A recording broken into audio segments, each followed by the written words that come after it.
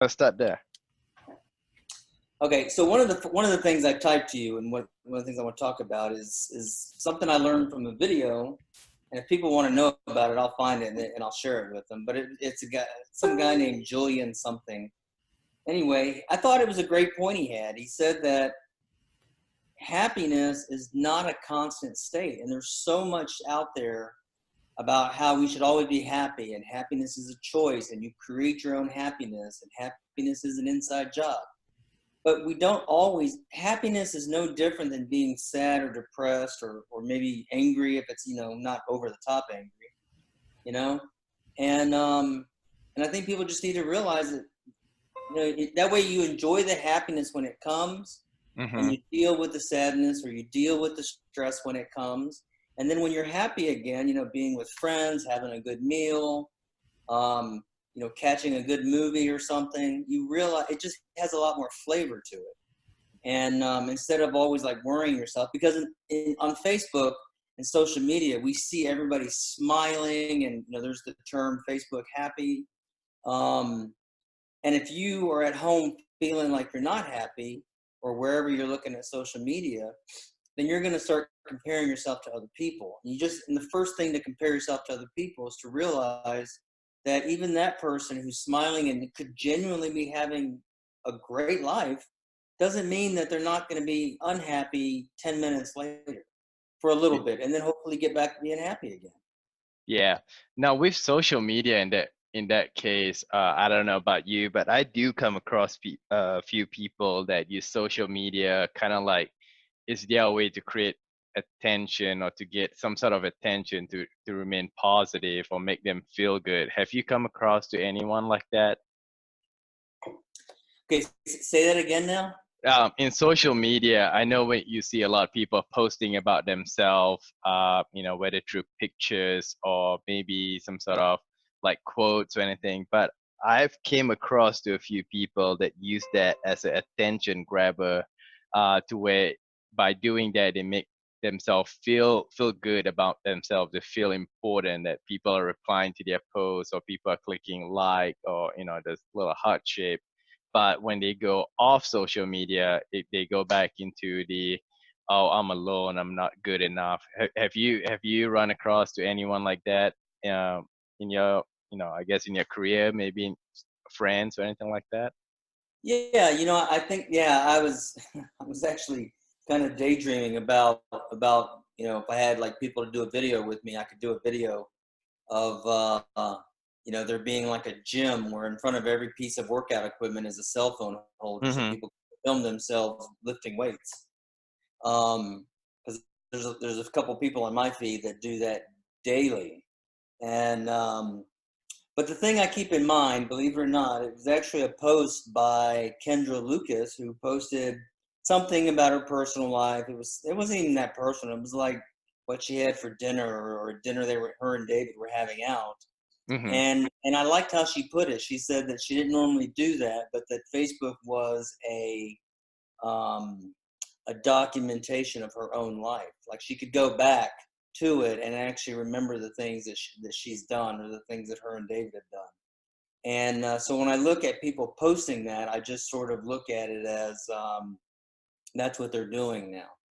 They're just documenting their life, and it's okay, I guess. You just don't put a lot of stock into it and comparing yourself against somebody else. Yeah, so it's kind of like a journal or something like that. Would you say so? Yeah, yeah, I guess you could say it's a way of journaling. Just getting out there and connecting with people, and sometimes when you do post things, you actually hopefully will meet people in real life, and they come up to you and they're like, "Hey, I saw your post. How did you enjoy that restaurant, or how did you enjoy your trip to, whatever country you might travel to?" Okay. Nice, nice. Yeah, I know social media is big, but I think sometimes, like you said too, you got to be careful on what you're posting. You don't want to post too much on social media, or especially when you come out about complaining or something like that, because that could affect you in, I guess, in your job as well, especially if you're stressing your job and maybe your boss go to social media and see that you're stressing out. Do you think that could play an impact as far as affecting someone's position? work Well, environment? well, it is a fact that many employers, and I'm sure particularly dependent on a lot of the jobs that many of us want, which are high paying, salaried positions, they do go to social media and they do try to see what you're posting. So, I mean, there is some care and concern you should have, but Mm-hmm. I think at the same time, you don't want to overly share, and you want to make sure you don't look like you drink too much, or you are maybe distasteful in videos that you share. You think something's funny, but to other people it's hit or miss, and so you want to be careful. You might think it's funny, and it might be to a lot of people. Yeah. But you want the one person who's looking at you as a professional working for a company to see it. You have to Right. ask yourself. You have to ask yourself that question: Would I want my boss to see this video? Um, Okay. But I think one of the first things we can get back to, though, is what I Mm-hmm. wanted to mention about stress was that I think the first thing with stress is just to recognize that you're under stress. There are a lot of people who are constantly on this. They're young, they're resilient, um, they have maybe thick skin. They can take a joke, they can dish a joke, they can, you know, their family pet can die and they can still go to work and have a productive day because they're well adjusted and that sort of thing, right? Yeah. But I think when I say recognize it, I'm talking to everybody, because everybody's level of stress and what they can handle is different. And I saw that when I was in the military. I mean, I worked with people from probably darn near every state, many different ages and backgrounds, and I worked with a lot of people from other countries who were in our military. I was in the military intelligence, so we had a lot of native speakers who were U.S. citizens, qualified for a top secret clearance, and are now linguists. Most of them focused on their primary language, whether it was Arabic or Spanish, French, Russian, whatever it was. So everyone's stress level is different. What you and I can handle are two different things. So So, so let's talk about, like, I know, especially being in military. I mean, I can imagine, because I'm not, have not been in military. But how do you deal with stress? Being as a leader yourself, and then having to keep your team positive at the same time. How do you manage the two different stress level? well, I think well, first of all, you have to, like I said, recognize that you are under stress. I think for me, one of the first things you have to learn is that you can't live in your stress. So you can be genuinely stressed about any number of things. Mm-hmm. And it's not diminishing it to say that you can't live in it. But what I mean is, if you're getting off of work and your boss just held you up, 30 minutes, an hour, dumped some extra work on you, and you're leaving so upset that you're talking about it at 6 o'clock, and then at 7 o'clock, and then at 8 o'clock, and you're texting people, and you're Facebooking it, and you're just venting, venting, venting. At some point, what you're doing is you're venting out your own life. Yeah.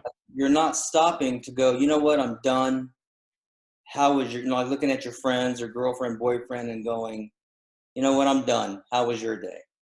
Mm. But then you can Mm-hmm. start to absorb positivity, or you will feel positive even if your partner or friends have had a bad day.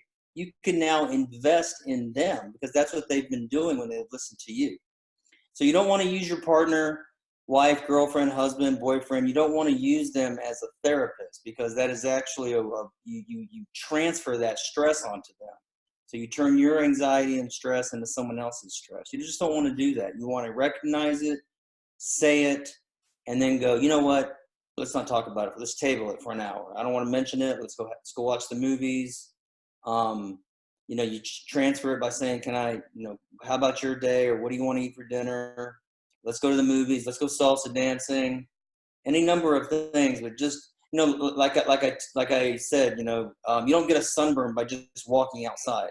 Yeah, yeah, I saw that. You get sunburn because you go outside and you stay out there exposed to the sun. Right. So Right. you don't want to give yourself a soul burn, if you will, by just living in it. You just want to treat yourself respectably. Look in the mirror, feel your gut, and go. And I also believe this: literally, physically, touch something. Touch the steering wheel on your car. Touch your pant legs. Touch something. Get a textile feel in your hands, and say, I'm here, I'm in my car, I'm at home, I'm with a friend, and I am safe, and I'm not around what is stressing me out. So You know, it's like a change of mindset.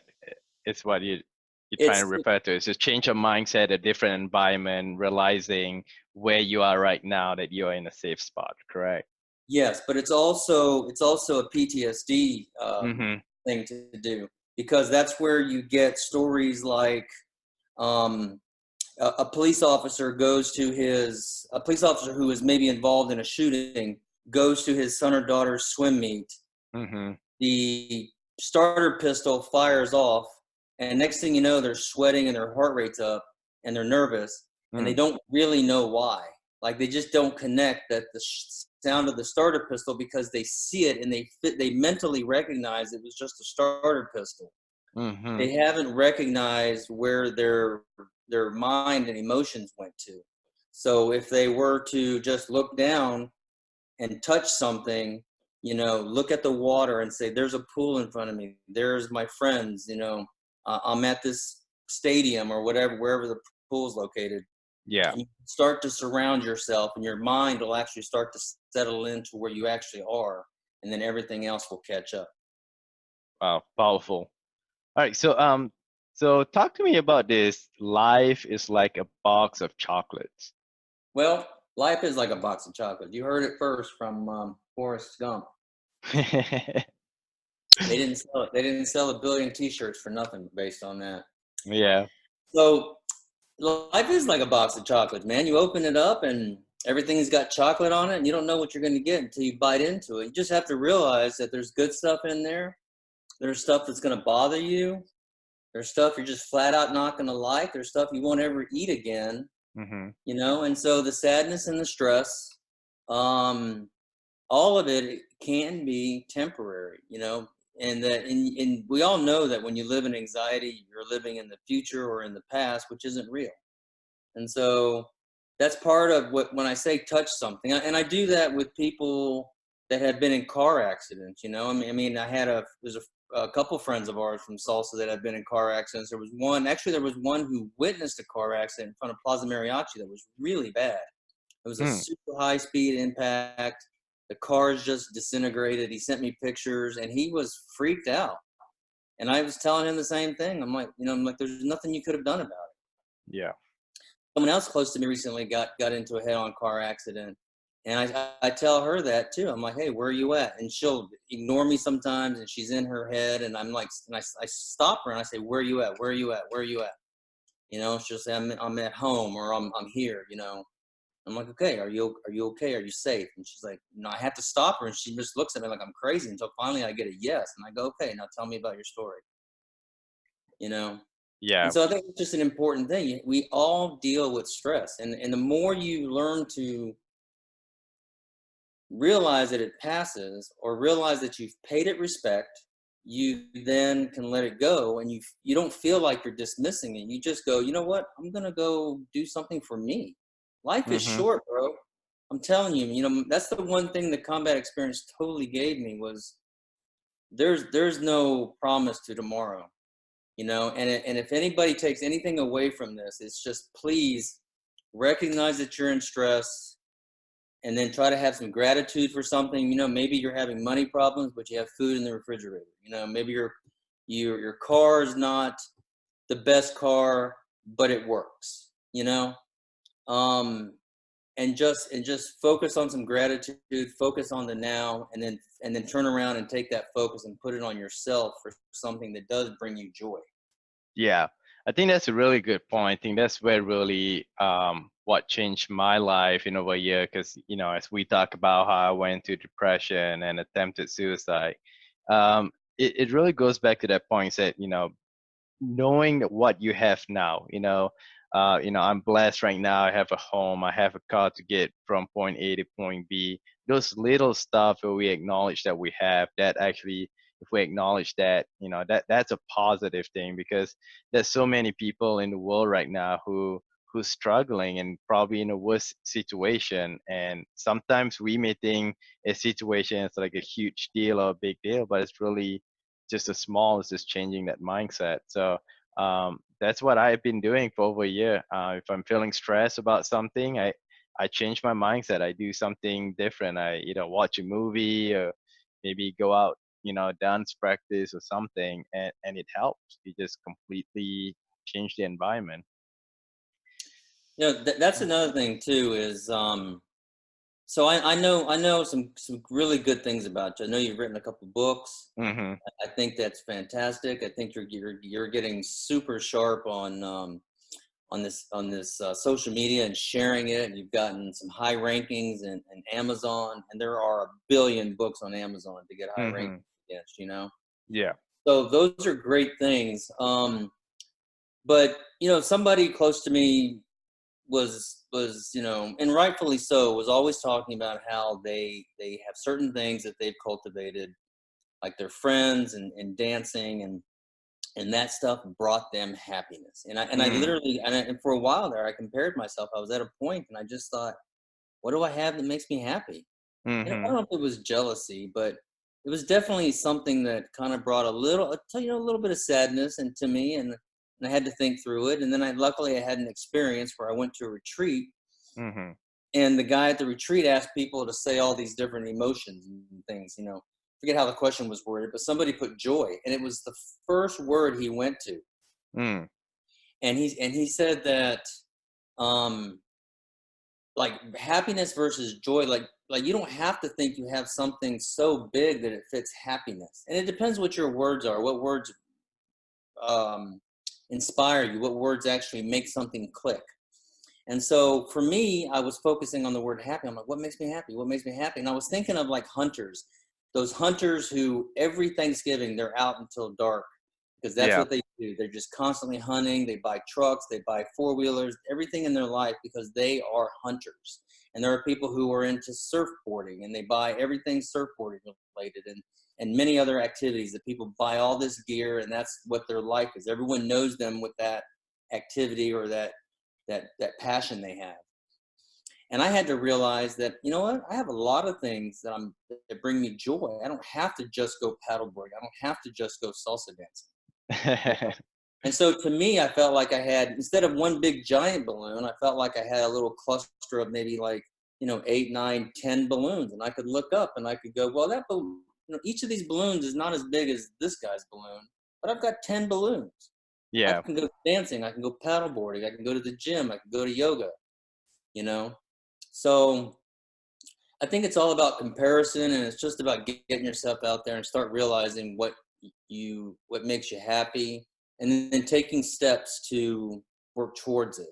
And one of the Yeah. things I do, and I've done this with myself recently, is try to remember when you think about like I'm going to go back to college or I'm going to go apply for a new job. Look at the date write it down, or look at the date on your phone or your watch if people still wear those, Mm. and go, and then maybe you think like, holy crap, that was 3 months ago I said I was going to do something and I haven't done a damn thing to go do it. Because time flies, right? Time Yeah. flies, and it's just good to have an account of yourself and a date and say, when was the last time I said I was going to do something and I'd never taken one single step to go do it. So do you have like maybe an accountability partner that maybe holds you accountable maybe once a week, once a month, and say, hey, remember that goal we talked about? Where you at? How's it going? Do you have some sort of accountability partner, or would you suggest to have an You accountability know, I partner? I don't, but I'll tell you it's something that I've sharply been given more consideration to, Mm-hmm. because I I signed up for a free business course that the VA offers to veterans, and Mm-hmm. it's a 6-week course. And I wasn't really sure what it would offer, and I know there's this thing about writing business plans, and I don't know how to write one. I don't even know where to begin. Mhm. And I read this one comment from one of the participants on one of his reviews, and he said that, and it sounded like me. I related to his review, and it said he basically said that he had an idea that if he started something, he could work hard enough to make it work, Mhm. right? Like Mhm. he could just work hard, not smart. And that's what I used to always say about myself. I retired as a master sergeant. I'm proud of that. It's a small number of people that retire as master sergeants or even higher as sergeant majors. Mhm. Um, but I always felt that I worked hard, not smart. And one of the things that he said that they made him do was they made him talk out his business plan. And Mm. when he did that, it forced him into uncomfortable grounds. Yeah. And Yeah. I would say to people that when you're feeling uncomfortable, it's probably because you're learning something about yourself, about your weaknesses, your strengths, and you start to redefine your left and right bounds. Mhm. You know, one of the Yeah. things Yeah. one of the things I learned about was um, was judgment. And I always ask people, well, if I got a new job, what would you say? And most people would say congratulations, and I say that's judgment. Because see, we don't think good things are judgment. We just think bad things are judgment, A like judgment. so and Yeah. so got fat, or so and so they broke up, or whatever the bad thing is. Um, we just think of that as judgment. But anything you think about and you give an opinion to is judgment. So I would say that when you talk to an accountability partner or you hire a life coach, Mhm. and everyone should start to try one.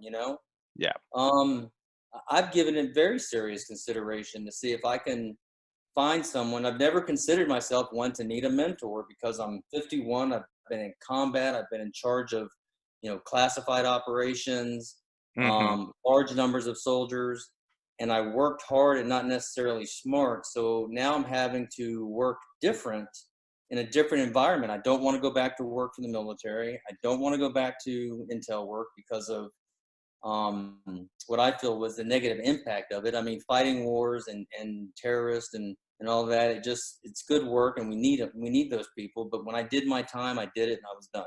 You know. Yeah. So now, Uh, sell yeah. real estate. I'm having some success, and I'm learning things along the way, and it's testing me all the time on what I know about social media and Yeah. that. So yeah. So to answer your question, I think people should give some very serious considerations. They should call you up and go have a cup of coffee. It's probably not going to cost them anything for a consult, Yeah. and they can and they'll and they will get so much out of the fact that they made the damn call and they sat down and had a cup of coffee with you. Even if they don't hire you, Mhm. they're going to talk about you. They're going to remember that experience, and then sometime down the road, they might go, you know what? It started with that cup of coffee. Yep. It's funny because, at one point in time, I used to want to do everything by myself, and I thought I could hold myself accountable. One thing that actually kept me going there is figuring out from learning on how to find your why and writing your 3 why down. Why are you doing this? Why is this goal is important? And what I'll do is I'll pick my top 3 goals that I have to commit. Then I'll put my why, and I have to commit to that month. And at the end of the month, I look back and I say, did you give everything you got? Did you find all the resources you need? And if not, what could you do differently? But now, after listening to a few people on how they get mentors, and people ask me now, how do you do real estate? How do you do credit repair? How do you do coaching? And I said, well, I have almost 7 to 8 mentors around me that I could call and ask for guidelines. So I know, like, I'm keeping my students, my clients on track as well. So I mean, I would highly suggest getting a mentor. I mean, it's changed my perspective on working smart now. And and I'm also learning along the call. I'm like, I didn't know that. So every call that I get, whether with students or my mentor, I tend to learn at least one new things on every call. And that's Well, right, that's powerful. it is, and I think it's also um, people. So this is a little factoid. Hmm. People who pick photos of themselves to put on their social media or maybe on a dating profile, Hmm. they if you ask your friends to pick the photos, your friends would probably pick different photos than you would pick. Meaning your self image is different. You think one photo makes Yeah. you look good, and someone else goes, well, actually, I like these better. It shows your smile better or something, you know? Mm-hmm. And, and so I think people might well, they have they overly believe that they can research all these things on the internet. They can watch videos on YouTube till the sun comes up. They can read all these little articles, and but ultimately, YouTube and Google and all these other sites on the internet, they're not going to look at you and go, "Click, no, dude, don't click that one. Click this one." You know, it's not going to tell you which one to click, and it's not going to tell you that in a 10-minute video, minutes 5 and 6 are what you need to really focus on. You Yeah. know, Yeah. and so that's where a human being comes in, who's actually listening to you and he's invested in you, and Yeah. It, and they it connect. goes it goes to that active versus passive listening too, right? Where Right, passive right. listening is a lot of distraction. Active, are you really listening to the conversation? Can you at least repeat the conversation back? You know, What was that? I Uh-huh. said in I'm active. kidding. I'm kidding. I'm kidding. Kidding. Uh-huh. Uh-huh. So anyways, I got a question here from Kara actually. Oh, did you? Okay. Yes. So it's in the comment, but I'll read it out. She says, talking about stress, what about people who cannot change their environment to change stress because they are dependent on people who cause the stress? For example, your family that you live with. Oh, so I will tell you this: set boundaries. So my brother, God bless him, he's had a really hard life with some things with him, and he's easily the least fortunate in our family, and he has big time issues with my sister. And I went to go pick him up one day. I hadn't seen him in a long time. I don't know if I had just retired or I came home on leave from when I was in Georgia or something. And Mm-hmm. I went to go pick him up, and I rolled the window down. And before he even got in my truck, he starts complaining about my sister. And I said, Stan, I said, hey, bro, I don't want to hear it. I don't want to hear it. You know, I said, it's Christmas. Let's go talk about something else. And he kept going. And I said, here's your gift. I'm taking off. And I left, Hmm. And so I think, when you have those boundaries, then you just politely say, you know what, can we talk about something else? Okay, you know what, I'm gonna leave. I love you, mom and dad, or I love you, bro. But I really just I don't mind hearing about it for a little bit, but you gotta just bring it down. It's outside my boundaries. That's it. Yeah, I think that You that know, boundaries is definitely important, not just in family, but also with friends and people around us. Because sometimes it's so easy to take advantage of the situation, or it just turns into a complaining mode, and it just drains the energy down. yeah, and Yeah. I'll tell you another thing too. For some people, with brothers and sisters can be different. Aunts and uncles can maybe be can fall. Family will always fall into sort of a category of an expectation that they have for you, especially moms and dads, because Mm-hmm. before a child is born, they've already thought that baby Ronaldo is going to be the next, pope. He's going to be the next president of whatever, right? The next pope. Um, well, just but what it is they have expectations, and that's why, and they're already seeing you marry. They're already seeing their three grandkids, and you're going to do better than them. Mm-hmm. And so a lot of times when family members are, um like if they like if with Kara, with family issues, if they think that she should have done something different with her life, then that's only because they really wanted more for her. They just can't understand why things aren't the way they wanted it. And it's Mm-hmm. probably from an expectation they had before she was even born. Yeah. And it just goes back to the saying that I always say, and that there's no guidebook to being a parent. None. Zero. you know. And in fact, 2 nights ago, I talked to someone and I asked him if he wanted a family, and he said he thought about it. I said, you know what? I said, my number one lesson I'll teach you if you have kids is remember that your kids will do more of what you do than what you say. Mm. And that's the thing I wish I had been told and Yeah. pounded into my head before my kids were born. Yeah. you know. Kara and I was just talking about that too. I know, when I was raising my stepdaughter, she did more of what I was doing, and she was constantly asking, "Why do you do this? Why do you do that?" And eventually, at 3.5 years old, she could put her plate in the sink, or take her plate, and and try to wash dishes. She's like, I want to do dishes. But when we go out, they say, how is she so polite? How does she know what to do? And I said, you just gotta show them what to do. Even as adults right now, you could tell someone what to do, but until you show them exactly and why they're doing what they're doing, I mean, that just create more of an attraction, more of wanting to learn. Um, and I don't know about you, but I feel like when you just keep telling people what to do, in most cases, the person that's feel like they're being told, they just shut down, they just shut out. It could be, yeah, yeah, especially Yeah. if it's, yeah, because most people will, and this is something I still struggle with, and I know it's the answer, but when I talk to people, Mhm. I know that the number one thing to do sometimes is to let them just keep talking because people soothe themselves, especially women. Men always think that we need to try to fix things right away because we Mm. see a Mhm. nail up and we want to pound it down and be done with it. What's for dinner? Yeah. Yeah. And women, a lot of times they just need to talk about it, and sometimes they take action. And like if they talk about, well, I need to spend money, I need to buy a new car, and and the other half is like, whoa, whoa, wait a minute, we don't need to spend money, we don't need to buy a new car. And if Mhm. they just talk about it, then they go, yeah, you know what, never mind, we don't need a car. You Yeah. know. Yeah. All right. Well, Well, last.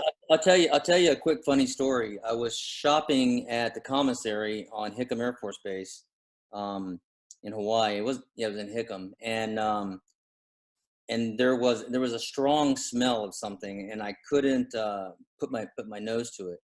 Somebody had broken a bottle, and finally I realized it was a bottle of that super concentrated liquid smoke you put on meat.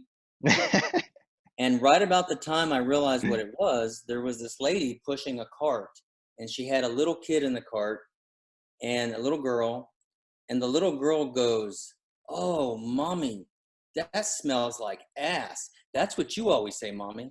You know, Oh. and I thought it was the funniest thing, but you know what? It applies to everybody. Yeah. So, but on getting back to the stress thing, and, Mhm. and life coaches, people need to fill their head with the words of wisdom from other people, Yeah. because that's a way to people use the English language is powerful, and a lot of people write things in a way that you just don't think on how to put it. Mhm. And so when you start learning these ways of thinking and these words, and if you once it starts to take hold, it will start to shift your life onto a new track. you Yeah. know And and and And to be honest with that, I mean, that's one thing I do in my coaching. I never give a solution. I usually say, talk to me about your situation. What are you listening? Are you listening to who are you listening to in the first place, right? What group of right, people are you listening to? And in most cases, they find the answers themselves because, in all honesty, the answers is around us. Sometimes we just, we choose to listen differently, right? We want what we want, but we're not really listening in the big picture when the answers is right there. So having someone, whether it's a coach or a accountability partner, to just listen, and you'll be able to vent it out, get it out of your system, uh, the answers is right there.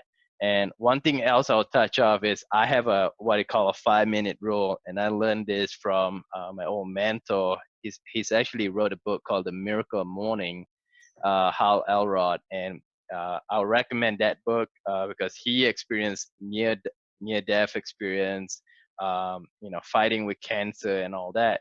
But he taught me the 5 minute rule. He says whenever you're feeling stressed or negative, you have 5 minutes. You call someone who you know you could trust. You kind of prep them up saying, for example, I say, hey guy, I need 5 minutes. And guy, you would probably just put me on mute or whatever. But in that 5 minutes, you just vent. You could scream, yell, whatever you need to in that 5 minutes. But after that 5 minutes, you're done. You're not allowed to speak anything negative. It's time to start doing positive thing. And I can tell you how much that helped me out to just like get it out of my system and just go, all right, I'm ready to move on now. So yeah, I and live by the 5 minutes rule. Right, and that's what I mentioned earlier when I said, mention it, vent it out a little bit, and then try to Mhm. shift into something that you need to do for yourself. Shift your energy and attention into somebody else. Mhm. Like I said, tell me about your day. How was your business today, or how was your meeting, or anything like that. Yeah. All right. Well, I know we're running out of time, but I want to touch on the last topic here real quick. I mean, Sure. suicide, especially the ages from, I was looking at stats between the age of 18 and 25, is just keep rising. Actually, I went online and did the stats earlier. It shows that in the US alone, we are ranked number 27 in the country among all the other countries with high suicide rates. And I know there's different ways to see suicide rates. You know, some may say it could be an act of selfishness, but there's also another case to where at certain point when someone feels suicide, they just feel drained. They just feel like they gave everything up. And for me personally, is finding the right people, positive mindset, and being attempting suicide myself, I can say that's not the solution. I can tell you multiple ways. Matter of fact, I just 2 weeks ago, after rebuilding all my credit, paying all my bills, and next thing you know, I was hit with a $6,000 medical bill from last year just by attempting suicide, and it's just increasing more of the financial stress. Um, what can you tell me about your thoughts on suicide, and maybe one or two ways people could you know prevent having suicidal thoughts? Well, I don't think I think there's a difference between people who are truly suicidal and people who just kind of say they're thinking about it. Mhm. I think the way I've put it was when I went through my divorce, and the problems I had through that divorce, and being in the military was such an added stress. Mhm. I remember the closest I got to it was truthfully just thinking, why am I not thinking about it? But I mean, but it was bad. It was really, really bad. And so I would say that you need to talk to people. You need to try to dig into something positive. Um, and most of all, the really the biggest thing I just gotta say is that you have to realize that committing suicide is such a selfish act. And a great story that really, and I've heard that before. I'd heard that before, that it was selfish. And Mhm. we had an army chaplain in Hawaii Mhm. who said that his parents had both remarried, and so he was living with his mom and her new husband, and he had two boys. The boys were real popular in high school. They played sports. They were doing well in school, and they were just, by all means, they were like the it guys, you know. Mhm. Mhm. Well, one of them one day gets a weapon and kills himself in the bathroom, and the other brother runs into the bathroom to see his brother kicking, still Mhm. kicking as he was dying. And he said that after that, the other brother dropped out of high school, started doing drugs and drinking, and just had a job after job, and maybe even gone to jail for a time or two. And he says, I swear to you, if that, because he knew them, he said, I swear to you, if that young man had known what he was going to do to his brother, he would have never done that. And I really believe that. And also, children of parents who commit suicide are far more likely to commit suicide. Mm. So what I would say is you know, just talk to people. Just literally tell them you hurt. Yeah. And you really have to look in the mirror. I wrote a poem about this, and I remember in the poem I wrote that I cried so hard I could see the teardrops from the water drops.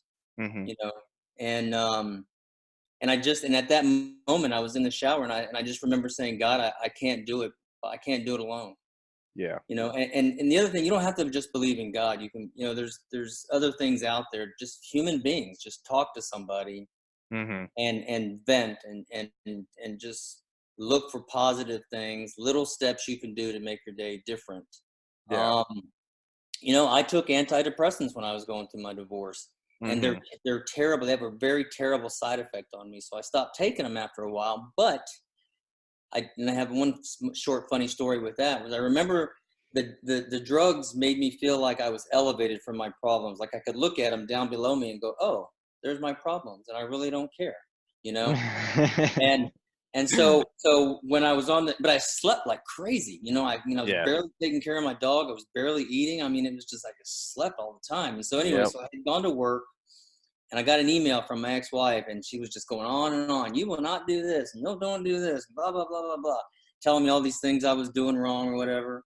And, Mhm. and the end of it was like, "Do you understand me?"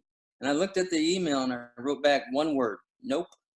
You know, like, not gonna do it. I said no. And what was funny about it was I was off the drugs, and months later we were in divorce, or in court again for something. Yeah. And she mentions how I wrote him this long letter, and all he wrote back was no.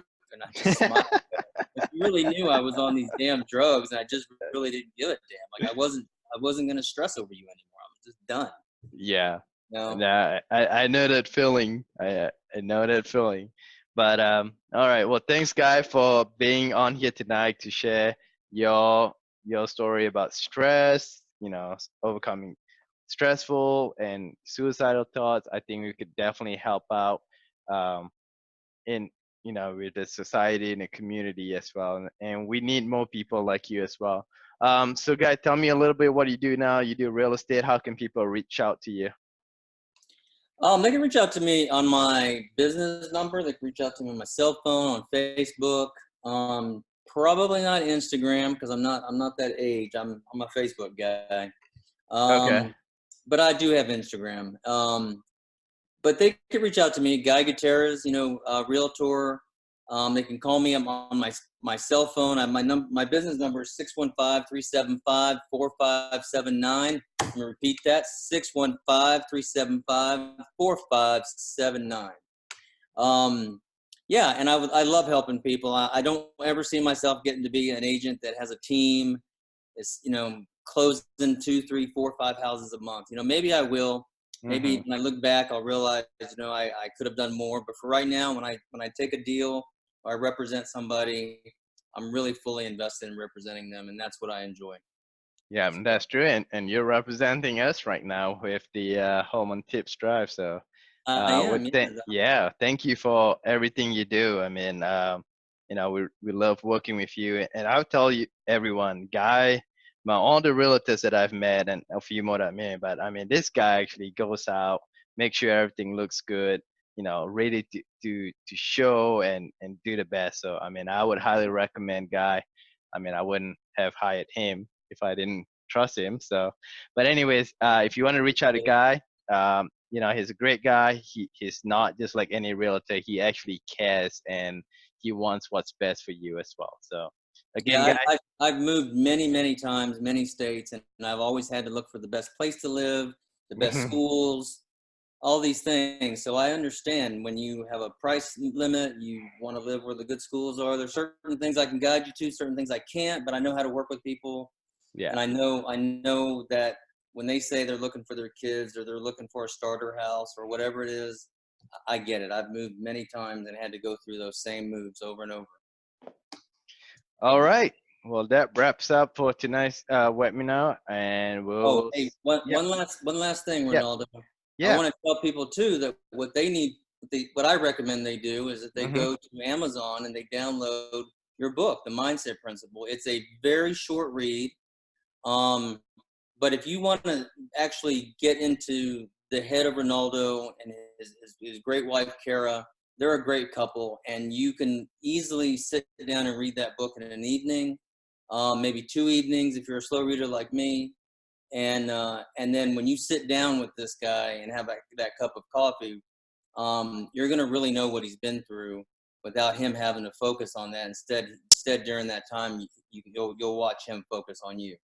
And that's what I would highly recommend to people to do tonight is download the Mindset Principle on Amazon. All right, appreciate it. Yep, you could download that online. I know that's a hot copy too. We actually will be speaking here soon in Nashville and around the small areas as well. So, all right, guys, thank you so much for your time, and we'll catch up soon. Okay. You bet, brother. Thank you much, All man. right, no problem. All right. Good night, Kara.